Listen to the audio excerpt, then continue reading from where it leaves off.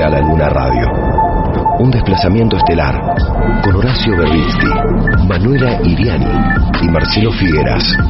Domingos de 9 a 11 por la 530.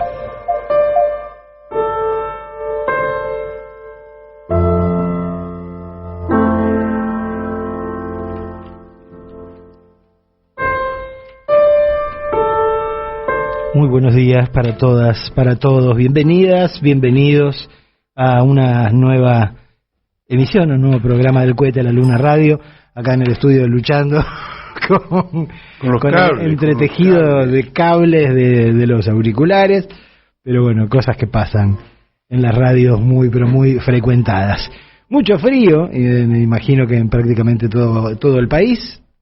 El invierno ha llegado, pero como no, recordaba Horacio cuando charlábamos antes de que comenzara el programa, eso significa que los días empiezan a alargarse, así que hay una esperanza ahí en el medio de la frescolina que hace. Además, el invierno de Buenos Aires es una estación hermosa, no llueve, hay un cielo despejado, un sol fuerte. Aunque haga frío, pero es hermoso. Lo que no soporto es el otoño de Buenos Aires. Con la lluvia, el viento. Sí. Lo peor ya pasó, claramente. Me quedé dando vueltas con el título de la nota principal del Cohete a la Luna de hoy, de Horacio Berbisky, porque me pareció, la verdad que me pareció memorable la forma en la que, aclaro, esto es una interpretación mía, no, así que no se lo atribuyan a nadie más, pero lo que hace Horacio es retomar el lapsus que tuvo el presidente de la Nación hace pocos días cuando intentaba mencionar a la gente de una agrupación que edita una revista muy piola, y junto por eso la palabra que el presidente quiso evitar, la palabra que le salió, y creo que en su conjunto de algún modo quedó en esta formulación quedó todo aquello que Alberto Fernández no querría admitir o por lo menos decir, ¿no? ¿Cómo se llama tu artículo, Horacio? Mi artículo se llama Poderosa y Profunda. Y se refiere a las palabras que pronunció Cristina el 20 de junio en Avellaneda, donde estuve.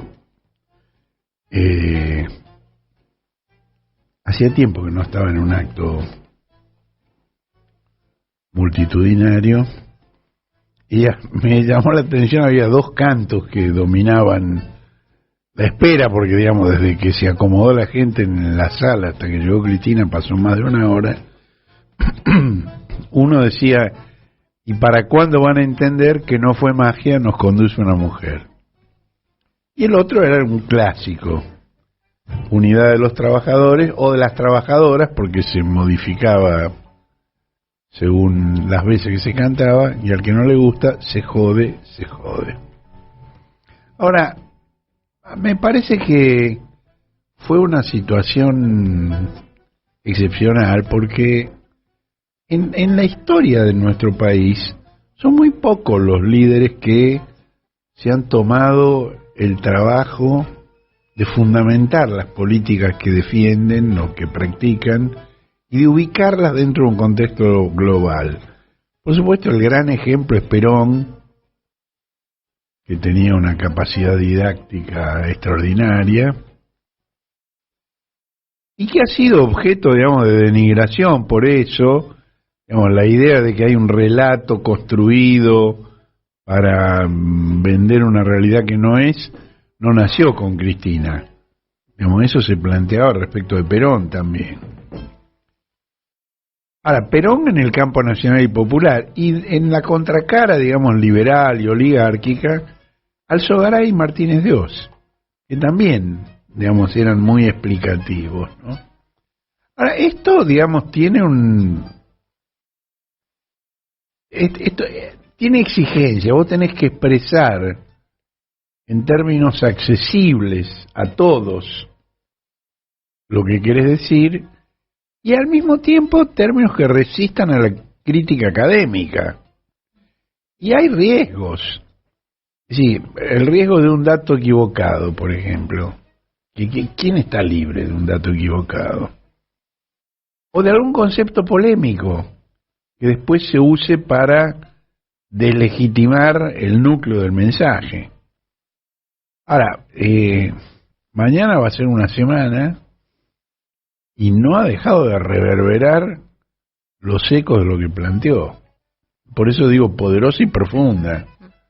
Nadie consigue una cosa así en la política argentina, ¿no? Nadie. Y poca gente en la política mundial. Y cuando habla, produce, digamos, una reverberación semejante y de alguna manera condiciona toda la escena política para todos los demás. Ahí, bueno, a mí me ha llamado la atención el título de la conferencia. Ella contó que inicialmente era Recordando Belgrano. Y dijo que Hugo Yasky sugirió cambiar eso, porque recordar era una cosa como nostálgica del pasado, y que en cambio la idea era vigencia de Belgrano, para hablar de mercado y precios, de producción, trabajo y política social en una Argentina bimonetaria. Nada menos, ¿no? Digo, es muy pretencioso, es muy ambicioso y está muy bien que lo sea, ¿no? Por supuesto, en el centro estuvo la preocupación general por la inflación, que fue uno de los ejes que Cristina eligió para sus palabras. En definitiva, digamos, todo su mensaje fue un intento de explicar las causas de la inflación, con la idea de que hay que enfrentarla y hay que combatirla, y para combatirla tenés que entender cuáles son sus causas.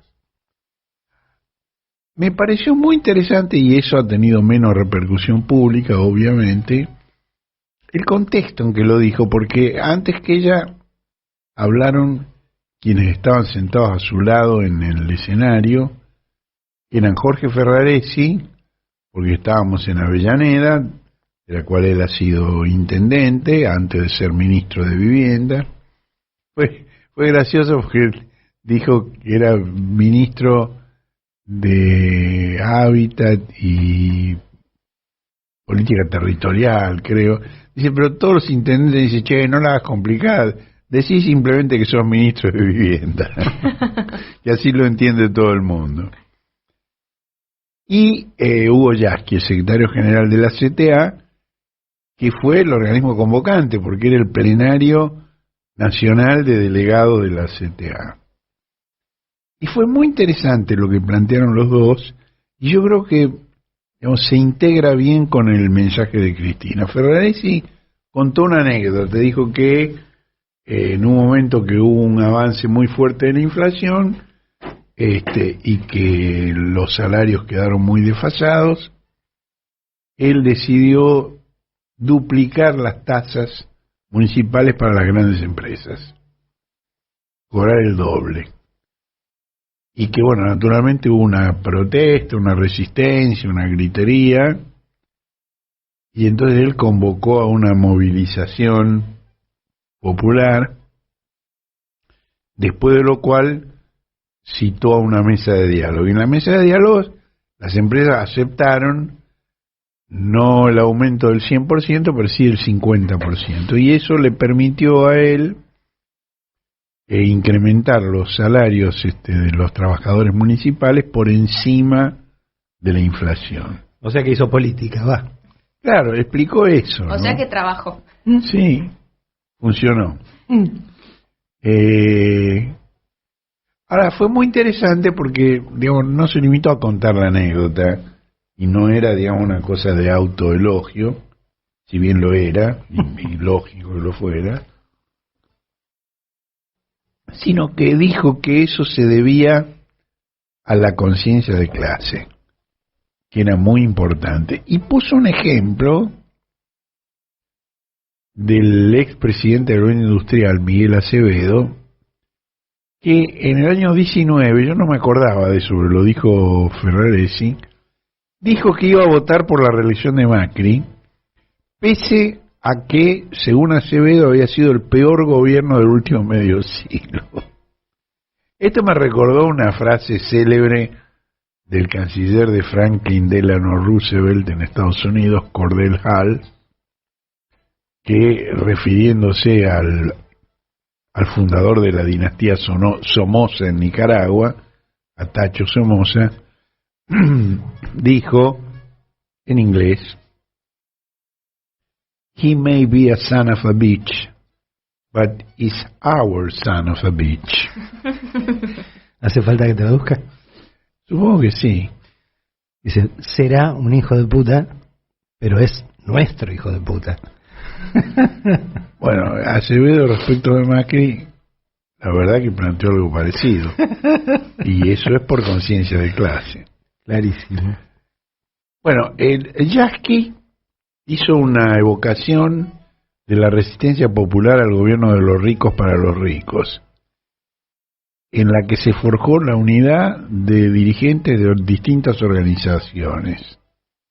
Y ahí realmente, yo me acuerdo, hace como 15 años, cuando la policía de Sovich en Neuquén asesinó al maestro Carlos Fuentealba, hubo un paro conjunto de la CGT y la CTA, que fue la primera vez que ocurrió eso. Y ahí, bueno, yo acuñé la expresión el Hugo blanco y el Hugo negro, porque era Yasky y Moyano en ese momento. Y eso, digamos, más allá de la anécdota, fue importante porque rompió con el exclusivismo que en las primeras décadas de la CTA había impuesto Víctor de Genaro, que con la CGT no quería saber nada, que privilegiaba las diferencias de construcción entre organizaciones sobre la unidad de los trabajadores. Bueno, hoy de Genaro es concejal de Lanús y Yasky es un líder nacional con una proyección muy grande, ¿no? Bueno, era notable la gente que estaba por ahí en primera fila, digo, más allá de los que estaban arriba del escenario, ¿no? Claro, y era reflejo de eso, claro. Justamente. Estaba Pablo Moyano, secretario general de la CTA e hijo de Hugo Negro, Sergio Palazzo, dirigente de la Corriente Federal Sindical, Mario Manrique, secretario adjunto de SMATA. Es muy graciosa la costumbre que hay de repetir los alias para la gente, aunque no tenga nada que ver. A Mario Manrique le llaman Paco, como el ex ministro, claro, de Lanús, Paco Manrique. Y había, por ejemplo, un jugador de fútbol que le llamaban el Ratón Ayala. Cuando años después aparece otro Ayala, también le llaman Ratón, aunque no tenía nada que ver porque era un grandote. Era todo lo contrario a un ratón, parecía más bien un oso. Estaba el Canillito Marplaini y, bueno, dirigentes muy importantes de la CTA como Sonia Aleso y Roberto Baradel, también de la CGT el curtidor Walter Correa, la judicial Vanessa Siley. Y ahí Yasky hizo primero un reconocimiento a la batalla cultural de madres y abuelas de Plaza de Mayo contra la lógica del genocidio. Segundo, destacó la presencia en el lugar de empresarios, aclaró, pequeños y medianos, con quienes tenemos que enfrentar las políticas de la especulación financiera. Después habló de la autonomía, que es un tema, aunque para la CTA ha sido fundamental a lo largo de su historia, y dijo, hay que ser autónomo de los patrones, pero no se puede ser neutral ante las opciones políticas. Y ahí reivindicó el liderazgo de Cristina, cosa que no siempre había hecho la CTA, nunca había sido tan claro, ¿no? Después reclamó la libertad de Milagro Sala, que, digamos, fue, o sigue siendo miembro del secretariado de la CTA. Y en este momento hay una jugada muy peligrosa que está impulsando Gerardo Morales en Jujuy, tendiente a mandar de nuevo a Milagro a la cárcel.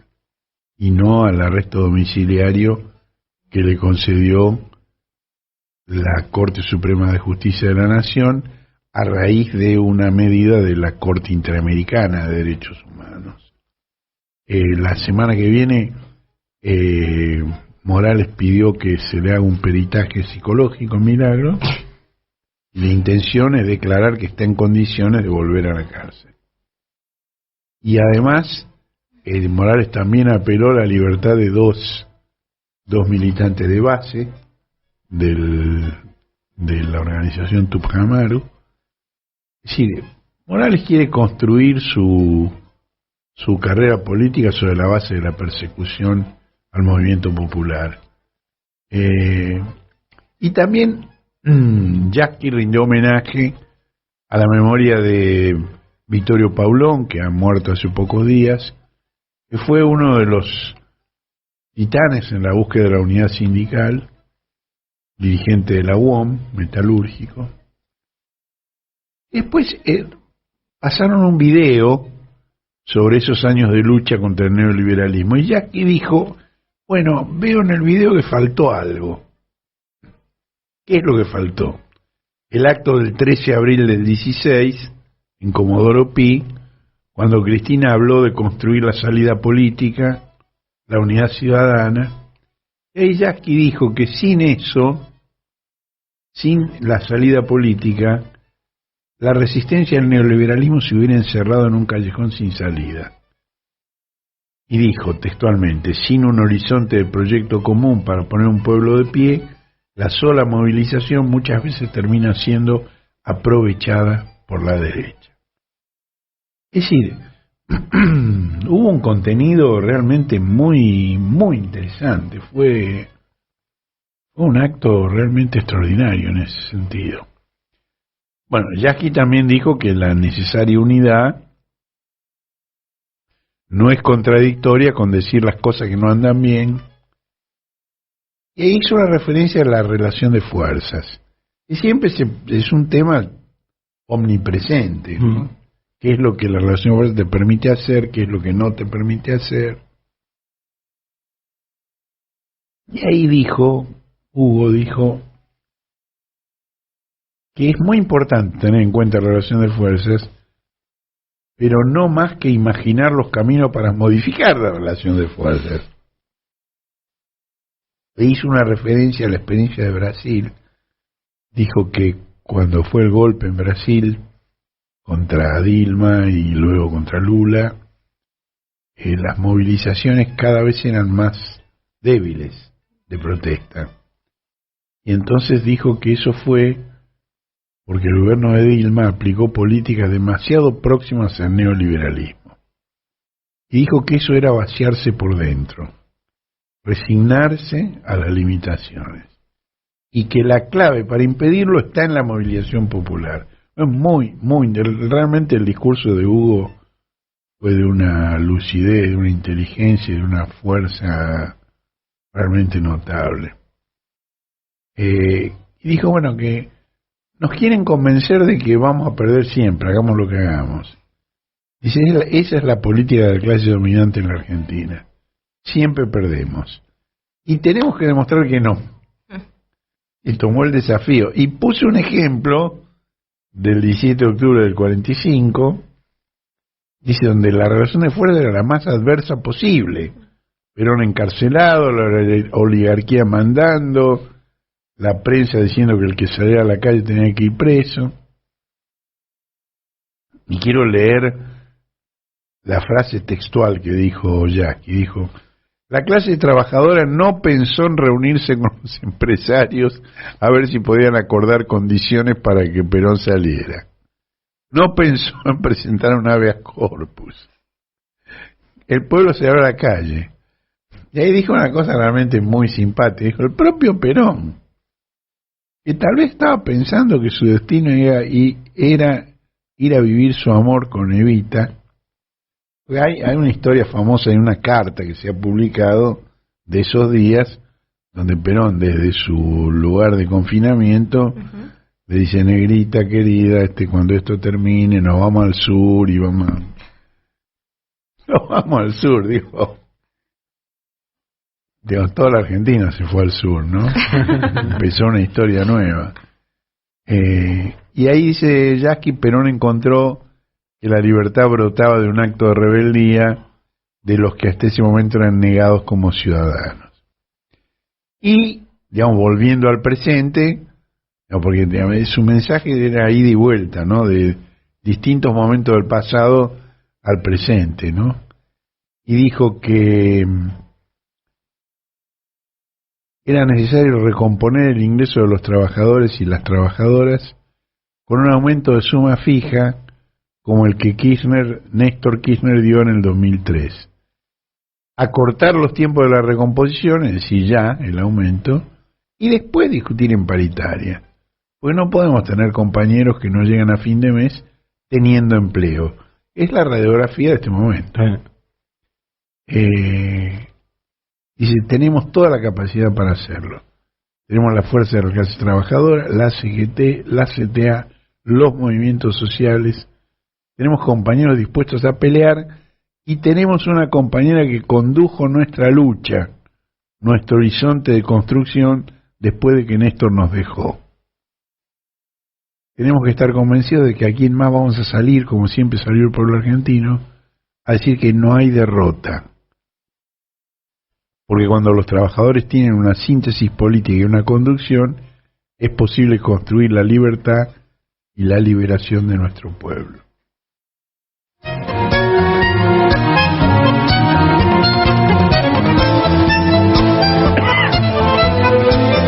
El tema de la correlación de fuerzas, digo, es algo con lo cual no se puede lidiar como si fuese una suma fija, algo escrito en piedra. La correlación de fuerzas siempre es algo absolutamente relativo, que es lo que Perón entendió muy claramente en esa circunstancia. Pensó que estaba perdido hasta que se dio cuenta de que había un componente en esa correlación de fuerzas que había que capitalizar, que había que usar políticamente, y eso es lo que hizo, ¿no?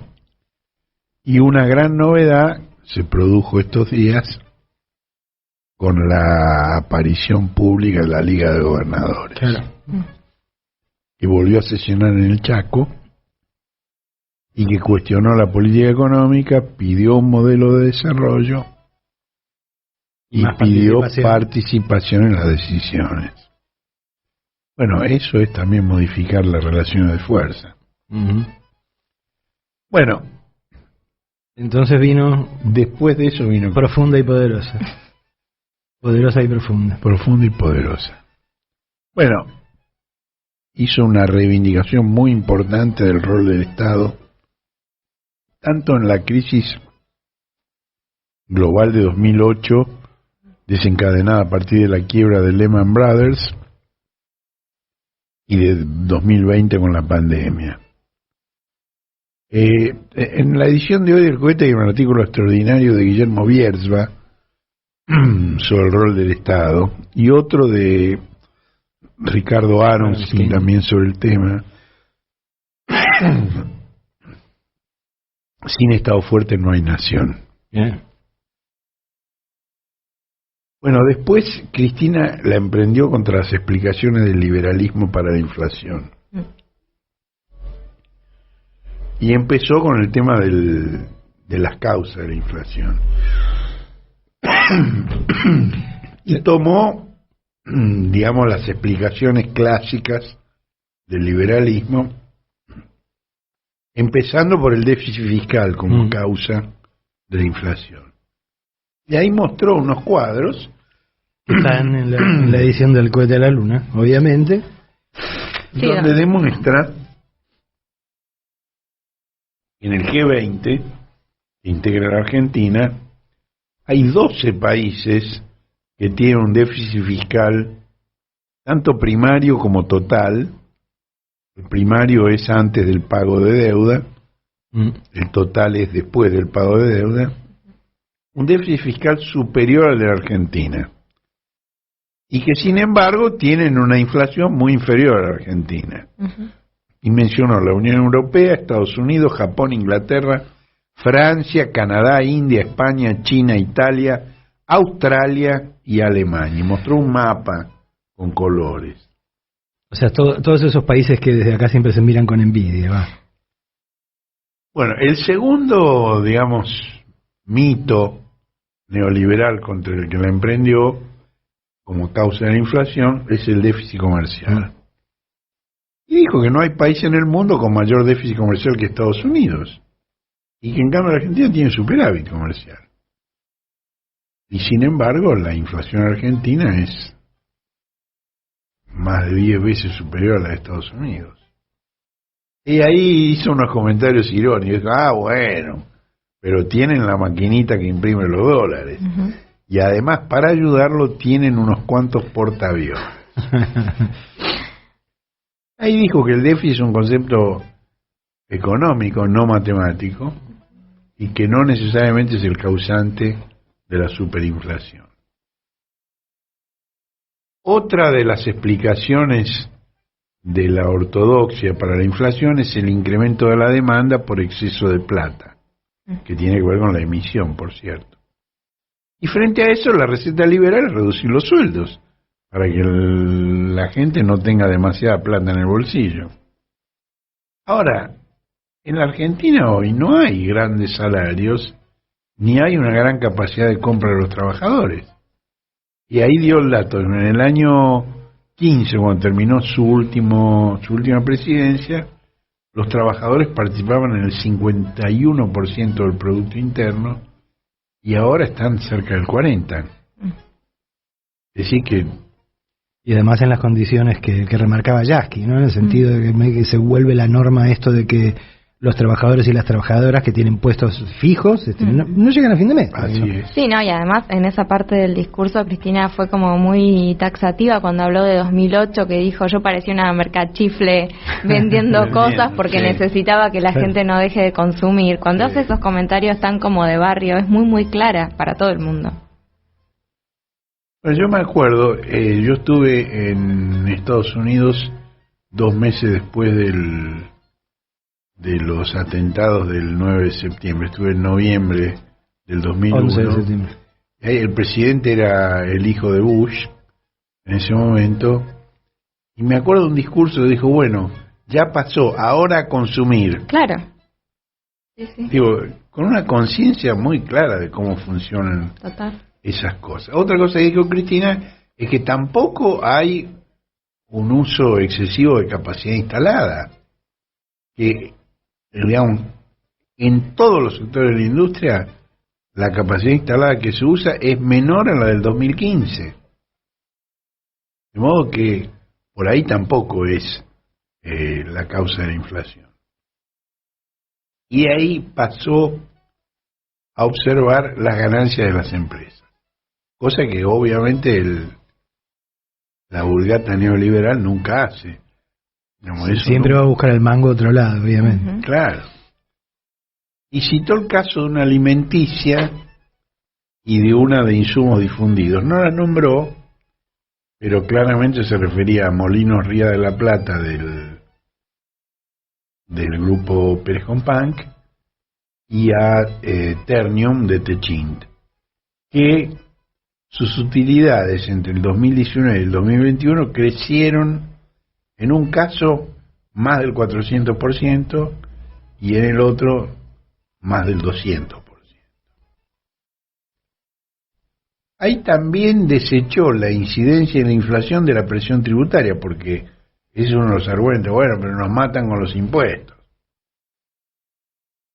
Bueno, ahí dijo que la nómina mundial de presión tributaria la encabeza Francia con el 47%, seguida por la Dinamarca de Birgitte Nyborg y por Bélgica. Birgitte Nyborg, supongo que saben quién es. ¿No saben? No. ¿Borgen saben qué es? Claro, ya está. Claro. Sí, la serie Borgen. Sí, la serie. La protagonista, claro, la presidenta ahí es Birgitte Nyborg. Y la Argentina parece muy lejos de esa presión tributaria. Pero mencionó otro ranking donde la Argentina dijo que se sube al podio. Y ahí pasa una cosa interesante. Uno es la evasión fiscal y otro la formación de activos en el exterior. En los dos casos dijo que la Argentina está tercera en el mundo, en evasión fiscal y en formación de activos en el exterior. Ahí el dato de la evasión fiscal ha sido cuestionado, por tributaristas también identificados con el kirchnerismo, que dicen que esta afirmación, este dato, figuró una semana antes en un informe del Instituto Patria, y dicen que proviene de un trabajo de 2017 de Tax Justice International, que es una organización que justamente se dedica a observar el tema de la evasión fiscal, y luego lo rectificó. Y la posición argentina dista de ser la tercera en ese ranking, y además dicen que esos datos corresponden a 2013, es decir, cuando todavía gobernaba Cristina.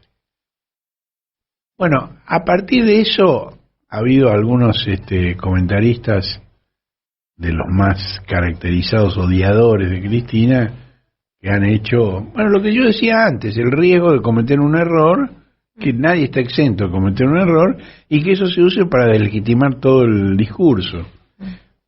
La verdad es que no importa si el dato es del año 13 o del año 22, a los efectos de describir un problema estructural.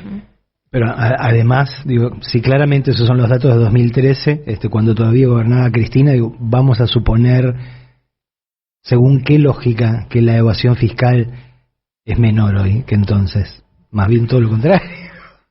Bueno, pero eso es en el campo de las conjeturas. Los datos disponibles que mencionan los tributaristas que cuestionan esa afirmación dicen que hoy la Argentina no ocupa el tercer lugar en el mundo en evasión.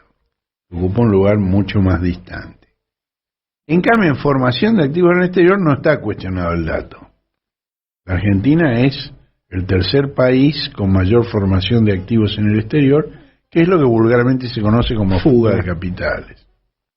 Bueno, y de este modo nos acercamos al gran problema del país, que es, como dijo Cristina, la economía bimonetaria y la escasez de dólares. Es decir, la Argentina produce dólares, pero una alta proporción se evaden y no forman parte de la rueda de la economía interna. Y es ahí donde vino la mención al Festival de Importaciones, ¿no? Exactamente. Dijo que había un festival de importaciones y que para ponerle límite a ese festival de importaciones era imprescindible la coordinación entre el Ministerio de la Producción, que es el que autoriza cada importación. ¿Quién es el ministro de la Producción ahora? El ministro de la Producción ahora es Daniel Osvaldo Scioli, ex gobernador de la provincia de Buenos Aires, ex embajador en Brasil. Ex embajador en Brasil, ex vicepresidente, ex candidato a la presidencia y un dato que no me parece en absoluto menor, empresario pyme de venta de electrodomésticos. Claro. Ese es un dato realmente significativo, ¿no? Bueno, la coordinación también debe incluir al Banco Central, que es el que provee las divisas del cambio oficial, la FIP, que a través de la aduana fija los precios de referencia y controla que no te los inflen para las importaciones, es decir, importan por 10 pero te hacen constar que costó 50 y entonces le das dólares por 50 claro, y no por 10, y que no te los achiquen con las exportaciones, que exportan por 50 y declaran que exportaron por 10. Hay que controlar eso. Dijo que ese control no debería ser muy difícil porque el 75% de lo que se importa lo realizan apenas 600 empresas. Bueno, ahí, digamos, hubo un silencio patético de todos los involucrados. Nadie se hizo cargo de lo que había dicho Cristina, nadie contestó nada, salvo la portavoz presidencial, que, digamos, es una muy buena periodista, pero de economía no es su especialidad. Ella trató de negar que hubiera un festival de importaciones y dijo que aumentan las importaciones por el crecimiento de la industria. Ahora, esto implica ignorar que ha habido un aumento vertical de importaciones de bienes terminados de consumo que desplazan producción local y ha habido adelanto de operaciones al valor actual del dólar. Es decir, si vos tenés que importar y prevés que el dólar va a modificar el precio, que va, digamos, a apreciarse el dólar y depreciarse el peso, va a tratar de adelantar las importaciones para que te den el dólar más barato al precio de hoy, para actividades que vas a realizar dentro de 6 meses o un año, en vez de ir haciéndolo el mes a mes como era siempre habitual. Bueno, hay ejemplos, pero, por ejemplo, el mes pasado, la Cámara de Productores Porcinos de Entre Ríos alertó a los 3 ministros económicos, que entonces eran Culfas, Guzmán y Julián Domínguez, dijeron que las importaciones de carne de cerdo crecieron 106% respecto de 2021 y 210% sobre 2020, y que esto implicaba dilapidar divisas por 50 millones de dólares. Y como esta se podrían citar muchísimos ejemplos. Ahora, que la economía está creciendo y que eso también requiere un aumento de importaciones, por supuesto, pero justamente la coordinación tiene que ser para discriminar claramente qué es lo imprescindible para que la economía funcione y qué es lo que no lo es, y lo que puede ser reemplazado por producción local. La vieja discusión entre aumento de las exportaciones o sustitución de importaciones, que es un tema que, digamos, con el gobierno de Fernández lo venimos discutiendo desde el día 1. No sé si ustedes se acuerdan las entrevistas que yo le hice en su primer año a Alberto. En todas ellas yo le planteé el tema de la sustitución de importaciones en vez de poner el eje en las exportaciones. Bueno, por último, Cristina menciona, no fue lo último, menciona también el endeudamiento externo con causa de inflación. Flor de causa de inflación. Flor de causa de inflación. Sí. Digo, ¿no? Y recordó que otro 20 de junio, hace 4 años, el Fondo Monetario anunció el mayor préstamo de su historia, concedido al gobierno de Macri, por 50.000 millones de dólares. Y dijo que esos 50.000 millones de dólares, más los 100.000 del endeudamiento privado, son el verdadero fundamento del proceso inflacionario. Y que en esto juega la economía bimonetaria. Dice, pues cuando se acaban los dólares, o cuando el mercado prevé que no va a haber dólares, comienza la carrera por la devaluación y comienza el apriete contra el gobierno. Y ahí juega la brecha entre los dólares financieros, el dólar blue, con el que se hacen estos negocios con las importaciones. Esta economía bimonetaria necesita dólares para pagar las importaciones que el aparato productivo demanda para tener actividad, como explicó muy bien Gabriela Cerruti, pero, dijo Cristina, también para la fuga al exterior y el atesoramiento, porque salvo para las transacciones domésticas del día a día, hasta para comprar una casa o un departamento te piden dólares. Y dice Cristina, esta es la economía y este es el drama. Entonces, cada vez que el país se endeuda en dólares, la economía bimonetaria hace saltar al país por los aires. Después, un dato que dio que no se conocía, me pareció muy interesante, es que, digamos, de las autorizaciones de importaciones que se han producido en estos meses, hay casi 2.000 millones de dólares que el Poder Ejecutivo negó, pero que distintos jueces autorizaron. Pero siempre los mismos, ¿no? Digo, pasaron el rol del básicamente partido por judicial. Claro, y mencionó, ella no mencionó acá quiénes eran los jueces, fue el diario Ámbito Financiero identificó a los juzgados 6, 8 y 9. Yo me puse a ver quiénes eran los titulares de esos juzgados. Son Enrique Lavie Pico, Cecilia Gilardi Madariaga de Negre y Pablo Caicials. Son los campeones de las cautelares autorizando importaciones. Y describió una táctica que usan las empresas. Se hace la presentación. Si el sorteo lleva la causa al 6, al 8 y al 9, se ratifica y sigue allí. Si el sorteo lleva la causa a otro juzgado, que no es amistoso, dejan caerla. Claro, desisten. Y la presentan de nuevo. Hasta que sale. Hasta que sale alguna de las tres. Bueno, yo creo que una acordada de la Corte podría prohibir esto. Clarísimamente. Si vos dejás de caer una denuncia en un juzgado, no podés formularla de nuevo para que caiga en otro. Hasta que caiga en el que te conviene, el que te gusta. A lo sumo podés, digamos, revalidarla en el juzgado en el que originalmente cayó. Y no la ratificaste en el plazo previsto, bueno, la ratificás después. Pero esto la Corte tiene facultades para ordenarlo de esa manera. ¿Facultades? Sí. Tiene. Ahora, Lavie Pico, por ejemplo, es un juez que es el juez más político del fuero contencioso administrativo.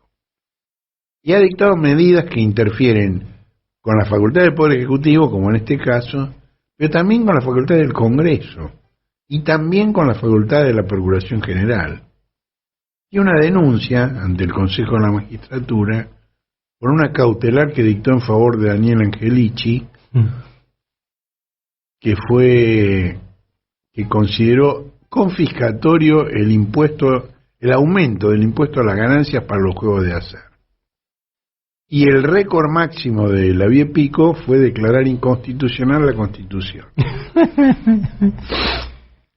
Estas son originalidades argentinas. Esto fue cuando Elena Hayton se negó a dejar su asiento en la Corte Suprema de Justicia al cumplir 75 años. Bueno, el juez Caicials es el que anuló la adecuación obligatoria del grupo Clarín a la ley audiovisual. También permitió al gobierno de Macri utilizar la base de datos del ANSES para sus comunicaciones publicitarias. También declaró inconstitucional la gratuidad universitaria y el ingreso y respiro. También admitió que la procuradora Gil Carbó podía ser removida sin juicio político. Y también ordenó no aplicar la resolución que obligaba a contadores y abogados a informar sobre las tácticas de ilusión y evasión de sus clientes. Y por último, convalidó Me encanta cuando el dice aumento de tatán. 300% en las tarifas de agua. Esto es un antijuez, digamos. O sea, pero ¿cómo, caricatura? Pero con este nivel de maniobras, ¿cómo Cristina no va a decir este es un estado estúpido? O sea, realmente ¿Este es un qué? un estado estúpido.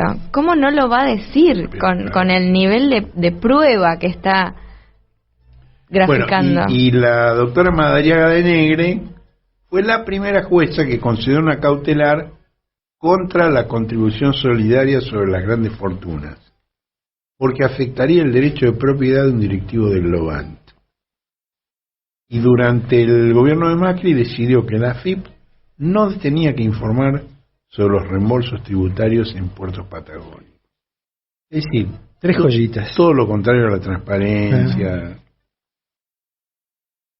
Bueno, de ahí Cristina pasó a la discusión sobre el secreto fiscal. Y voy a citar la frase que dijo: es un yeite maravilloso. El Banco Central te dice no, secreto bancario. La Comisión Nacional de Valores dice no, secreto bursátil. Y la señora AFIP te dice no, secreto fiscal. Entonces los que tienen y los que han tenido la sartén por el mango y el mango también están de fiesta. Ahí fue que dijo que este es un estado estúpido, donde no se articula la información que tiene el Banco Central con la que tiene la CNB, con la que tiene la AFIP.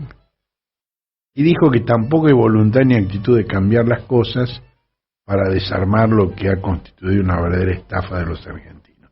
Bueno, ahí, en su conferencia de prensa, Gabriela Cerruti terminó por admitir que la coordinación interinstitucional es necesaria.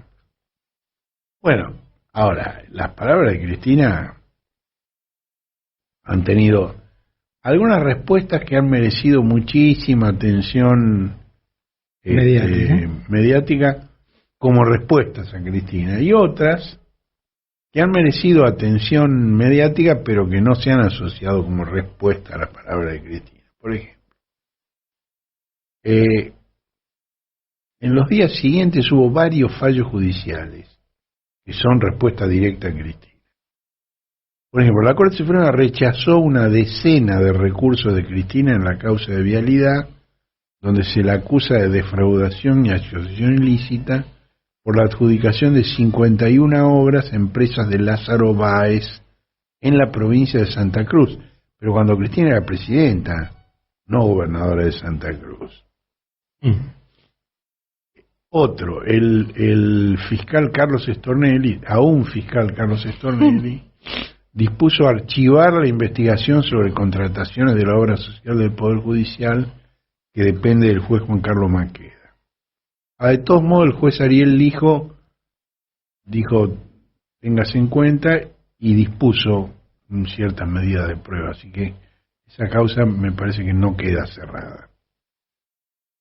La Cámara Federal de Córdoba declaró nulas las actuaciones del fiscal Enrique Senestrari y de la AFIP contra una banda de evasores y lavadores de dinero mediante facturas truchas, porque dijo que se habría violado el secreto fiscal.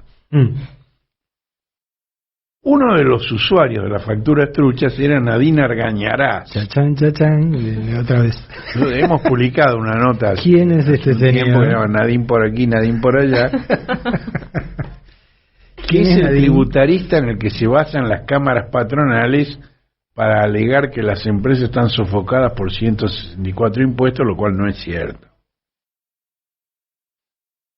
Bueno, Cristina hizo un poco una alusión a eso cuando dijo que cuando hablan de la presión tributaria te ponen el carnet de conducir que hubo que sacar, sí, te ponen la tasa para pasear el perro. Claro, hubo un pasaje donde hizo alusión a esa exageración. Sí. Ahora, dos jueces, Graciela Montesi y Eduardo Ábalos, confirmaron la nulidad de las medidas que había dictado el juez Busto Fierro. Busto Fierro es el famoso juez que quería darle a Menem la tercera reelección, ¿no?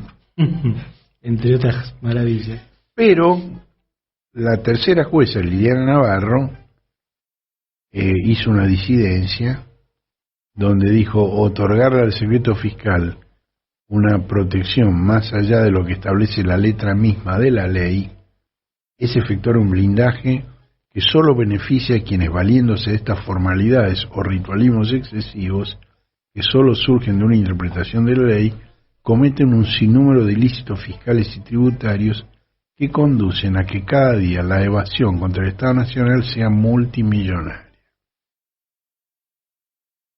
Bueno, es muy interesante el fallo de Liliana Navarro. Ahora, volvamos al primero de los fallos de la Corte Suprema. En realidad es más de uno, son tres, pero sobre el mismo tema. Cristina había presentado una serie de recursos en la causa de Vialidad, que la Corte Suprema tardó 3 años en responder. 3 años. ¿Y por qué ahora? Y porque viene el proceso electoral. Es decir, ya en 2019 la idea era, en el proceso electoral, en el cual pensaban que Cristina iba a ser candidata a la presidencia, tenerla sentada en el banquillo de los acusados. Ahora, el anuncio que ella hizo el 19 de mayo del 19 sobre la designación de Alberto como candidato frustró totalmente ese propósito. Ahora se presume que a fin de este año van a terminar los alegatos en la causa de Vialidad y que el Tribunal Oral va a pronunciar su fallo después de la feria de enero, es decir, en plena campaña electoral.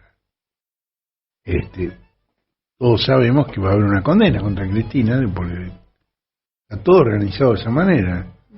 Los jueces que están decididos a eso.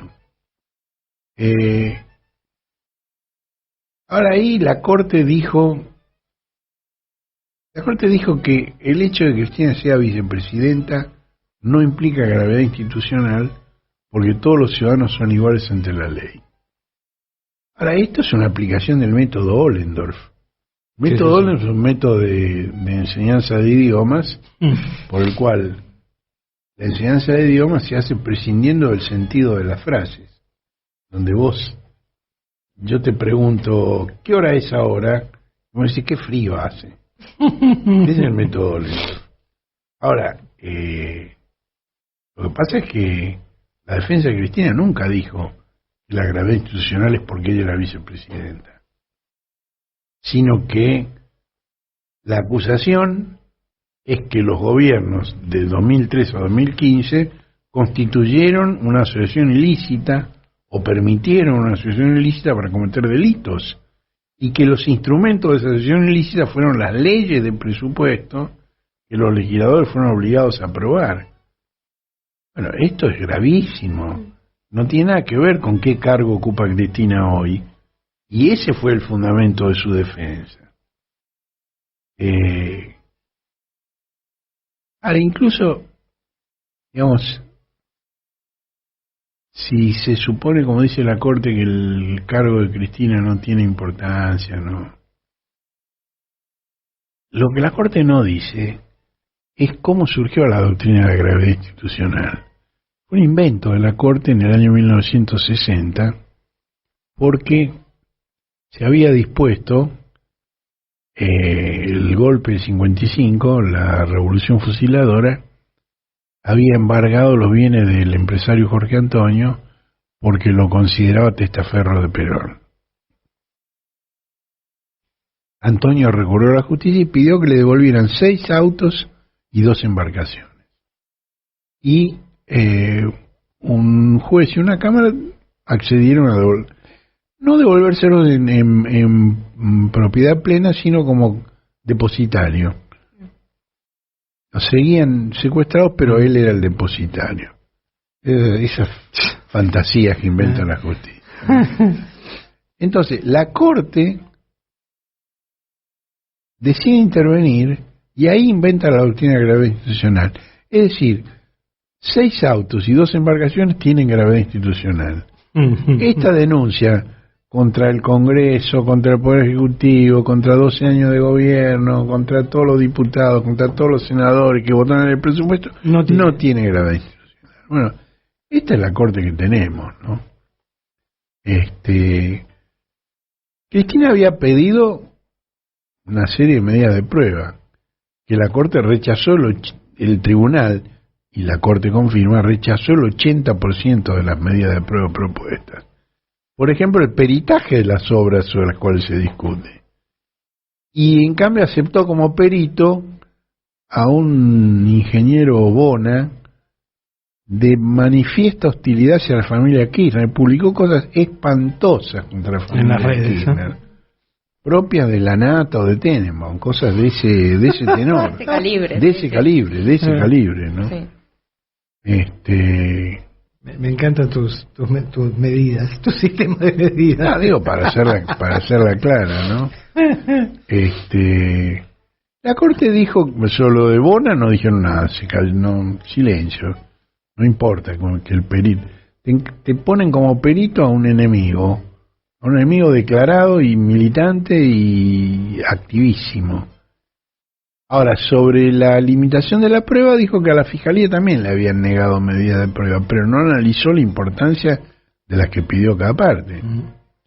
Después, por ejemplo, hace 11 años ya, el juez Julián Ercolini, que no es un simpatizante del kirchnerismo, claramente, se había declarado incompetente en esta causa y la había remitido a Santa Cruz, porque son obras realizadas en Santa Cruz. Y allí la justicia declaró en 2 expedientes distintos que esos hechos no constituían delito. Entonces, ¿qué queda de la garantía de cosa juzgada y de ne bis in idem, es decir, que no se puede juzgar dos veces por el mismo delito? Bueno, además, después de 5 años en que en esta causa intervino la Sala 1 de la Cámara de Casación, de golpe la causa aparece en la Sala 4. ¿Cuál es la Sala 4? La de Gustavo Bornos y Mariano Borinsky, los dos visitantes de Macri en Olivos y en la Casa Rosada. Y poco antes, el fiscal general José Luis Agüero Iturbe, hijo del ex procurador Agüero Iturbe durante la época del menemismo, desistió de apelar el fallo que había considerado que esas visitas no constituían delito. Bueno, el fallo de Agüero Iturbe yo me tomé el trabajo de leerlo, es largo, es aburrido, como todo dictamen judicial, pero me tomé el trabajo de leerlo. Y hace reír por la proliferación de errores. Yo nunca vi una cosa así. Por ejemplo, vamos a dar el ejemplo. En vez de causa dice cusa. En vez de aislada dice asilada. En vez de signo dice singo. En vez de reciente de resentir con S dice reciente con C. En vez de peor dice pero. Y en vez de hecha, de echar, dice hecha con H. Es una vergüenza, un fiscal general con esos errores de ortografía. Bueno, Agüero dice que si, mirá, digamos, más allá de estos errores, la justificación. Mirá la justificación, él dice, si se continúa esta causa, recuerda, es la causa en la que se investigan las visitas a Olivos y a la Casa Rosada de 2 jueces que están juzgando a Cristina. Sí. Y si continuar la causa implicaría profundizar la ya esmerilada dignidad del Poder Judicial. Mira la torpeza de la expresión, profundizar la esmerilada dignidad. En todo caso, ¿quién le esmeriló la dignidad al Poder Judicial? ¿No? Más allá del Poder Judicial. No es un problema que no tengamos que hacer cargo nosotros, la dignidad del Poder Judicial. Y también socavar la investidura de un exmandatario, Macri. Pobre Mauricio. O sea, derruir la estructura republicana y la división de poderes. Claro, no son los hechos lo que hace mal, sino investigarlos. Exacto. Bueno, pero es importante que lo digas si lo piensas, sí. aunque sea nos lo deja claro. Bueno, una cosa que se había solicitado en esa causa era que se recibiera testimonio del personal en funciones que pudiera haber presenciado las reuniones de Macri con estos jueces para que contaran lo que sabían al respecto. Se negó a Agüero Iturbe porque podrían autoincriminarse. Es decir, por un lado decís que no hay delito, pero por otro lado decís que el que fuera testimonial podría autoincriminarse. Es decir, que sí es delito. Mirá la inconsistencia lógica. Bueno, para terminar con este punto, la Corte, al rechazar los recursos de Cristina, reemplazó su lenguaje habitual por una serie de descalificativos, ironías y sarcasmos, con una terminología agresiva y desafiante.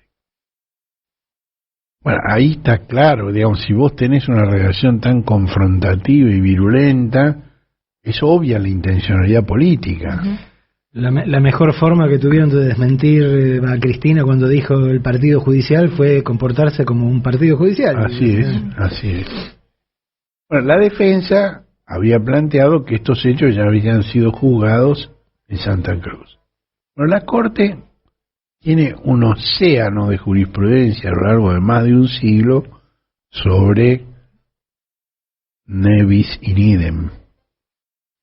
Bueno, dentro de ese océano de jurisprudencia, en este caso, tiró la caña y lo único que pescó como precedente fue un recurso del dictador Jorge Videla. Mira. Y además le añadió un fraseo mordaz e insidioso. Bueno, esto no parece un fallo de la Corte, sino parte de la acusación fiscal, convalida todo lo actuado en instancias anteriores y además señalan cuál es la orientación que debería seguir el Tribunal de Juicio.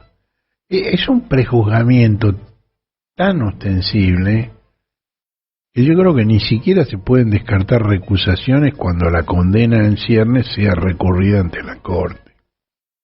Uh-huh. Bueno, sobre el final de su exposición en Avellaneda, muy al final y muy de paso, Cristina hizo una escueta referencia a los piquetes y los planes sociales. Recordó que los piquetes y los planes sociales eran obra de las políticas neoliberales de la década de 1990 y cuantificó los datos de planes y dijo que cuando asumió Kirchner en 2003 había 2.200.000 planes y que esto coincidía con una desocupación del 22%. Uh-huh. Al terminar el gobierno de Cristina en 2015 solo quedaban 220.000 planes. Se habían ido reduciendo junto con la desocupación. Pero hoy, con el 7% de desocupación, hay 1.300.000 planes. Y Cristina ahí dijo que el Estado debe tener el control y la auditoría de las políticas sociales, tal como ocurre con el uso de la fuerza, que no puede tercerizarse. Y refiriéndose a los planes, dijo, esto no es peronismo. El peronismo es laburo, es trabajo. Y dijo, si evita los bienes, mamita. 3 veces dijo mamita. 5. Ah, ¿más? 5. Bueno, ahí se dio un fenómeno realmente notable. Los medios, tanto, digamos, gráficos como audiovisuales, que siempre vituperaron a los piqueteros, de golpe se abrieron con absoluta generosidad, inédita. Es increíble.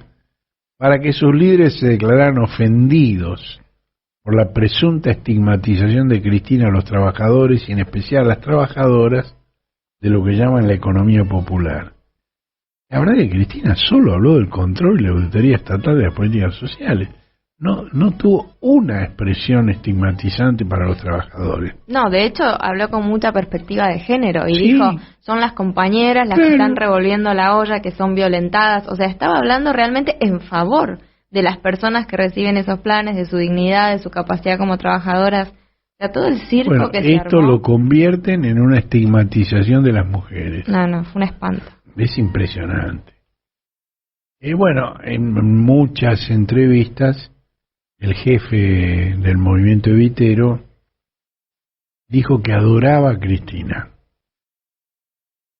Esta es una reverencia inevitable para él, que le cuesta horrores hacerla.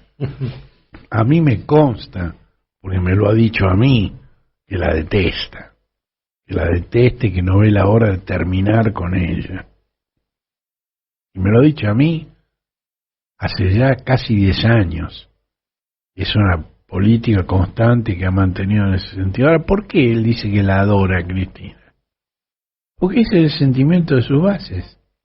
Y es una contradicción que no puede superar Papá Noel. No puede. Pobre Papá Noel.